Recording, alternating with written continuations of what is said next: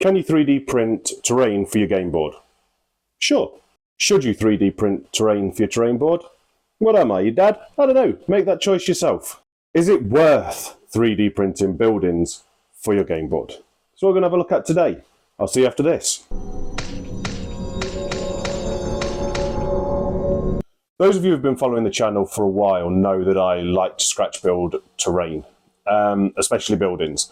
I've built loads of them for the Fighting Writing Mordheim style boards for schools. But I wanted to try something different, and I found this set. I wanted a gatehouse, and I found this set just looking for gatehouses, and it's a part of a set called Hexengarde. And I'll put a link to the my mini factory for that in the comments below. Probably put it up on the screen at some point here. And for the Hexengarde set, they do a load of buildings that are either ruined or complete. I decided to go for the ruined version of this tower because I wanted to see how it would work. I wanted to see what it would look like. And I'm impressed. And I'll go through a little bit more of that as I paint it as we go along. But first impressions, I'm really, really impressed. So for those people who like all the kind of nerdy details like I do, I printed this with PETG filament on my Ender 3. Because it was PETG, there was quite a bit of stringing, but that's my printer, my setup, so I've had to sort that out. I use Sunlu PETG. I use Sunlu pretty much for everything. I use Sunlu resin in the resin printer, Sunlu filament, because it just worked with my setup. This video isn't sponsored by Sunlu, but if they want to send me something, I'm here. So yeah, Sunlu PETG, which is a little bit tougher than PLA, so hopefully it will hold up better in schools. Everything was printed with 0.2mm layer height, with a 0.4mm nozzle, so the detail's pretty good. I could have gone up to down to 0.12mm layer height, but it just would have taken forever. This whole thing probably took about 5 or 6 days print time. Normally, I run away from long prints. Normally, if I put it through the slicer and see it's going to take a day to print a piece, I just don't have the patience. I just leave it. But for this, I thought, no, I'm going to stick with it. I really want this building. Let's see how it turns out. And I kind of got on with the stuff in the background, which is great. This was just building in the background. It comes in pieces, so it comes in layers, which I'm not entirely sure how I feel about. I know it's pretty standard. I know loads of people do this, and that's my issue, not the designer's issue. I am slightly worried about how it will hold together when the children start trying to play with it. I already forgot how it goes together. Don't think that one goes there. I can't remember. No, it goes like that, maybe. No, like that. There we go. So I am slightly worried about how that will hold together, whether it will knock and things like that. But we'll see. I might end up magnetizing it, putting some magnets in once it's painted. But for now, I'm just going to try and paint it and put it into one of the boards. So it goes together pretty well. It goes together very well, to be fair. That I didn't have any cleanup to do with those kind of sockets. There's still a little bit of threading on here. I need to heat gun before I paint it. But yeah, it holds together. The detail's really good. I can't see any lines at the moment, really, unless I get pretty close. Any kind of layer lines. I'm not going to paint this with any oil washes because I think that will just highlight all the layer lines. So I'm going to blast this with some rattle cans to prime it. Then I'm going to go in with the airbrush and touch-ups and try and just do it all with kind of dry brush and stippling. We'll see how that goes. But yeah, so I was really impressed with the printing. It seems pretty solid. I'm not sure about these bits, whether they'll hold up to the rigours of being in a classroom. I'm going to glue them on. We'll see. They might end up falling off in the first workshop. I can just see them getting snagged. But again, that's a kind of situational issue, not a design issue. Yeah, let's go give it a prime and put some paint on this thing. We'll see if it holds up as well as handmade or as scratch-built terrain.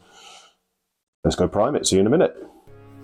Start just by going over everything, all of the wood, with a brown, I think this was burnt umber, through the airbrush just to give it that base layer. A lot of the first layers are all about just getting the base colours on.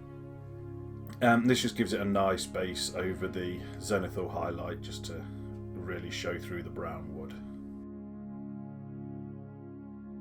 once that's done, I know I said I wasn't going to. I thought I would risk giving it a brown oil wash just to see how it went on. And it went on alright. You couldn't see any layer lines, but I quite quickly changed to a full-on black. Well, this was dark brown, so I mixed some of the brown oil wash with the black oil wash and applied that heavily over everything.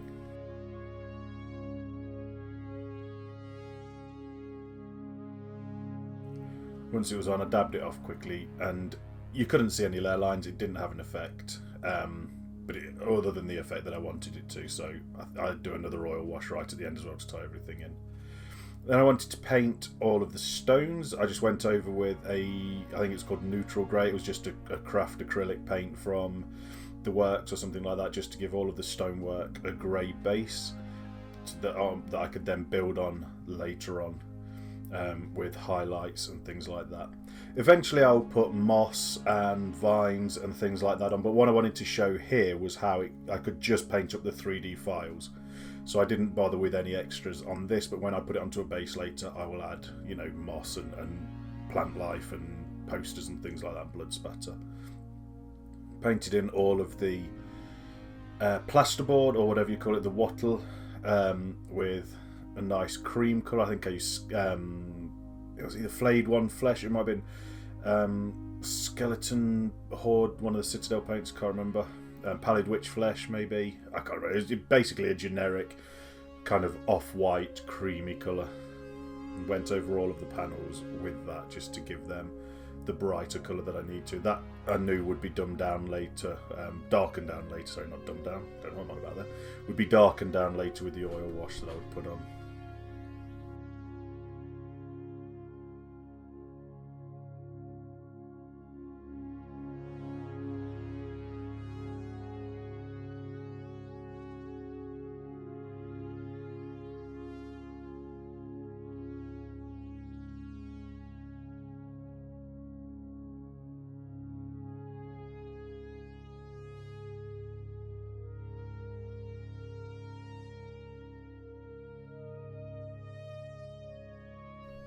Once that was all done, I went through and added the metallics, just using a base steel there from Darkstar. Went over everything really to just give that a nice, bright, shiny metal look. The Darkstar metallics are some of my absolute favourite metallics. They're nice and fluid, they have a really good pigment, really good, nice small metallic flakes, and they just flow really nicely.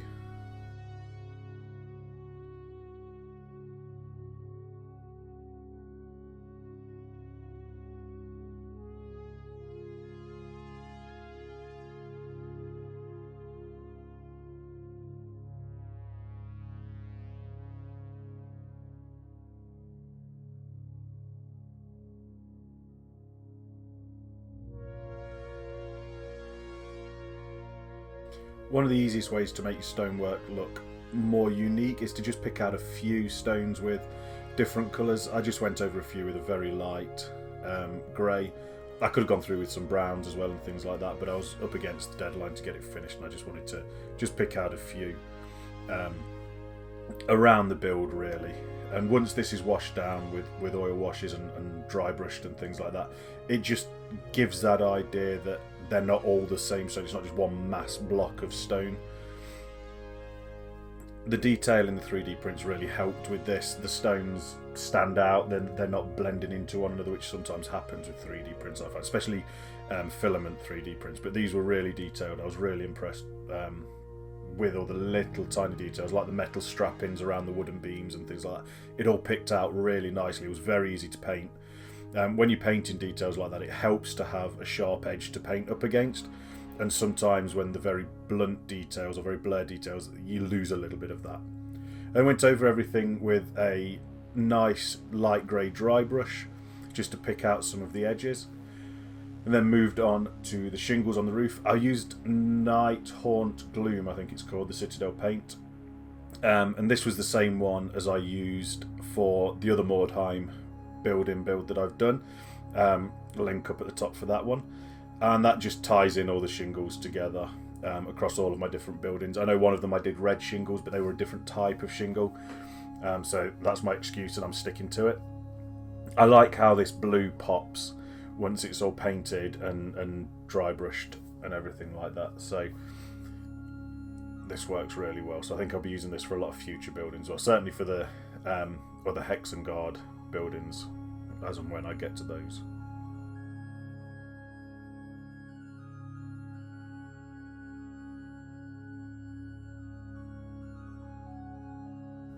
Once that was all dry, I just took a lighter blue and almost white blue and dry brushed down, well, down here, but it's up in the angle of the roof, just to pick out the edges and just give it more of a weathered look. It doesn't really pick up great on the camera, but in real life it really looks good. I'm really pleased with how it came out.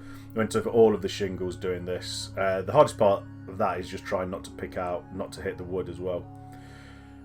Again, attention to detail from the designers here. There's all these rags over the roofs and over some of the walls where obviously the people have tried to patch up the building. So I went over these with some Army Painter speed paints and some Citadel contrast paints just to pick it out. There was so many different shades and textures from the various oil washes and airbrushing that I'd been doing where it had kind of oversprayed, that I thought the contrast paints and the speed paints would just help accentuate that.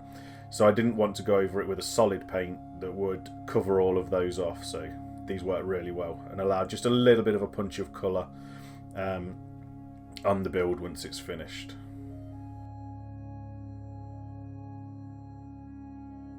Right, everybody's favourite, or at least my favourite, Dirty Down Rust. I love this stuff. I know I use it a lot, but it just works so well.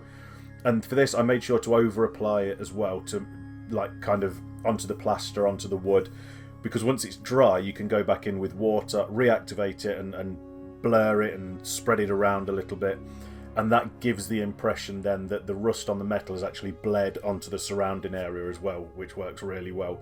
So it's not just about applying it just to the metal. Let it kind of cast off onto the area around it, let it dribble down, let it run down, because you can always go back, reactivate it with just some water, and you can wipe it off completely if you get it somewhere that you don't want to, but also you can give it that streaking look that you get underneath really old metal when it runs down whatever it is that it's on top of. And then I just went over everything in the shaded areas with I can't remember, I think it's AK Interactive dark grey wash, and I just use this to just add some shadow in areas. It's very, very subtle when it dries, but it does just give a little bit of variation to the bricks and to the roofs and to the wood. And that was pretty much the final step. Just adding various sprays. I added a little bit of green for mould and that, but that was it. Right, I'm going to call it done. I'm really impressed. I'm really pleased with how this turned out. I love the colours on it. I think it works really well. I like how the wood has turned out. I just like everything. I'm really, really impressed with this as a set. I'm even starting to kind of come to terms with the fact that everything kind of separates. I think it will be fine. We'll see. These things are still up for a bit of a test. We'll see how they get on in schools. I did try to magnetise the bases. I did that by heating up the magnet and then pushing it in, completely forgetting that when you heat up neodymium, however you pronounce it, magnets, they just lose all of their magnetism. So basically what I've got now is just two useless metal circles, metal discs in there. But they're really good. Really, really pleased. They were really easy to paint. You really can't see any layer lines unless you get really close, but you're always going to get that with a filament printer. So I guess the ultimate question is it worth it? And to me, yeah, definitely it is. It won't replace scratch building for me. I'll still scratch build buildings, and I've got loads of designs that I'm working on. One of them, I'm working on a Broken Drum, which was a pub in the Discworld, of which I'm a huge fan, so I'm going to build a massive board-sized version of the Broken Drum.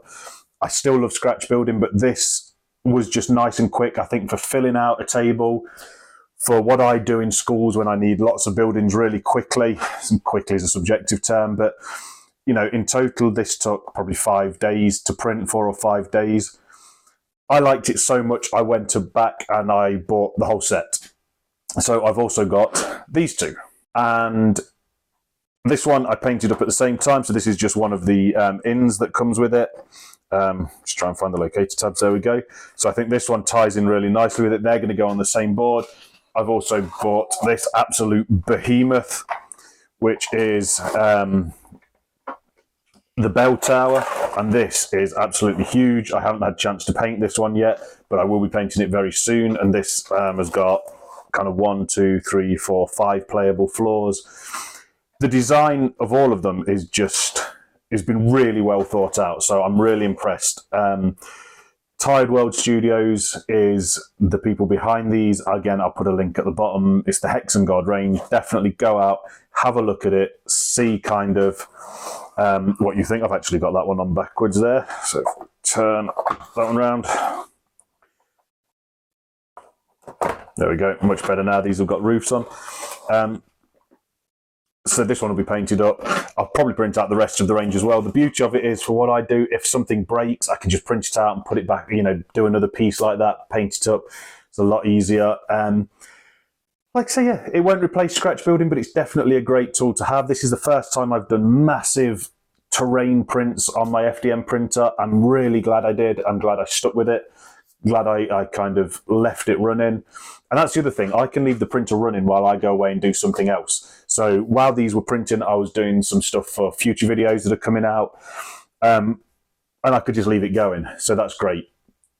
It's definitely another tool to have in the box. So if you're thinking about it, go and check out the Hexengarde range from Tide World Studios. And hopefully you've enjoyed this video. Let's go to some close-up shots. I'll see you next time.